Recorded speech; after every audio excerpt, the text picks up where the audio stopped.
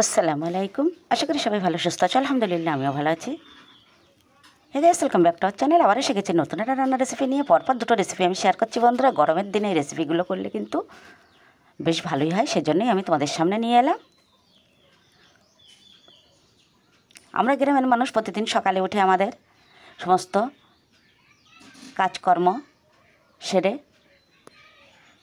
সবজি কেটে সুন্দর করে গুছিয়ে নিয়ে কিন্তু মাটির চুলায় রান্না বানাতে হয়। আর এখনই গরমকাল বন্ধুরা, একেবারেই আমরা কিন্তু এখন আম পাতা দিয়ে রান্না বানাই। এই জন্য একটু গুছিয়ে আসতে হয়, নয়তো সবসময় উনানটা নিভে যায়। একভাবে বসে কিন্তু জাল করতে হয়, এজন্যই সব কিছু গুছিয়ে নিয়ে। দেখতেই পাচ্ছ বন্ধুরা, খুব সুন্দর সাইজের চিংড়ি আছে এখানে কিছু আম কাটা আছে। তাহলে চলো শুরু করে দেই কী রান্না বানাচ্ছি আমি। একেবারেই যেন স্কিপ করবে না বন্ধুরা। প্রথমে কিন্তু লাইক দিয়ে ভিডিওটা দেখা শুরু করবে আর ফুল ভিডিওটা দেখবে। প্রথমে আমি কড়াই বসিয়ে দিলাম, এক সাইডে ভাত চাপিয়ে দিলাম। কড়াইয়ে পরিমাণ মতো তেল দিয়ে আমি গোটা পেঁয়াজ দিয়ে দিচ্ছি বন্ধুরা, প্রতিদিনের মতো যেটা করি ফোড়নে। পেঁয়াজটা একটু ভাজা ভাজা হয়ে গেলেই কিন্তু আমি সুন্দর কেটে রাখা চিংড়িগুলো দিয়ে দিচ্ছি বন্ধুরা। আজকে আমি বানিয়ে দেখাবো মোচা আলুর চচ্চড়ি। মোচা দিয়ে আমরা কতই না রান্না করে থাকি বন্ধুরা।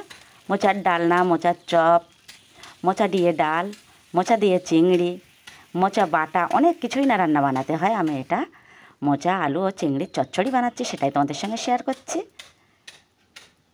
মোচা আলুটা প্রথমে আমি বন্ধুরা ভাপিয়ে নিয়েছিলাম।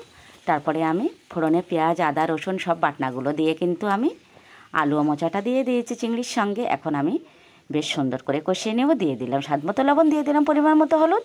এখন কেবল শুধু আমি কষাতে থাকবো। আর মোচাতে আর এঁচড়ে কিন্তু একটু তেলটা বেশি লাগে বন্ধুরা। দেখতেই পাচ্ছ তেলটাও একটু বেশি দিয়েছি, আর এই জন্য এই টেস্টটা কিন্তু দ্বিগুণ হয়। অসম্ভব মজার হয়েছিল। কিন্তু মোচা তো এখন বাজারে কিনতে পাওয়া যায়, কিন্তু ভালো গাছের ভালো কলার মোচা কিন্তু একেবারেই মেলে না। এটা আমার শাশুড়ি মার গাছের মোচা। এটা কিন্তু খেতে অসাধারণ হয়েছিল। সুন্দর করে কষিয়ে নিয়ে কিন্তু আমি ঝোলটা দিয়ে দিলাম। এখন আমি ঢাকনা দিয়ে ঢেকে দেবো। এটা কিন্তু একেবারেই চচ্চড়ি বানাবো বন্ধুরা। যেহেতু ডবল উনুন, সেজন্য আমি দুটো দুটো করে রান্না বানিয়ে নিই। ও সাইডে কিন্তু ভাতটাও ফুটে গেছে। এখন আমি ও সাইডে মোচাটা ও সাইডের উনানে তুলে দিয়ে আমি এখন কিন্তু ডাল সিদ্ধ বসিয়ে দিয়েছি। ডালটা সিদ্ধ হয়ে গেলেই কিন্তু আমি এখানে কিছু আম দিয়ে দেবো। এই আমগুলো কিন্তু এখন আমরা কিনে নিয়ে এসেছি, একেবারেই আমাদের এখানে আমই দেখা যায় না। ডালটা সিদ্ধ হওয়ার পর আমি কেটে রাখা সুন্দর আমগুলো দিয়ে দিলাম। এখানে একটা ডাল দিয়েই টক রান্না হবে। এই টকটা কিন্তু বেশ মজা হয়। এখন আমি দিয়ে দিলাম স্বাদ মতো লবণ, আর দিয়ে দিচ্ছি পরিমাণ মতো হলুদ। এখানে ঘটনা দিয়ে ঘটার দরকার নেই বন্ধুরা, একেবারেই সুন্দর সিদ্ধ হয়ে যায়, সেজন্য আমি লাকড়ি দিয়েই নেড়ে নিলাম। এখন আমি ফোড়ন দিয়ে দেবো ডালটা। দিয়ে দিলাম কড়াইয়ে পরিমাণ মতো তেল, আর দেবো কেবল শুধু রসুন বাটা। বেশি করে একটু রসুন দিয়ে দিয়েছি, এই জন্য টেস্টটা কিন্তু খুব সুন্দর হয়। এখন আমি ডালটা ফোড়নে দিয়ে দিচ্ছি। এভাবেই রান্নাটা শেষ করবো। আবারও দেখাচ্ছি নতুন কোনো ভিডিওর সাথে।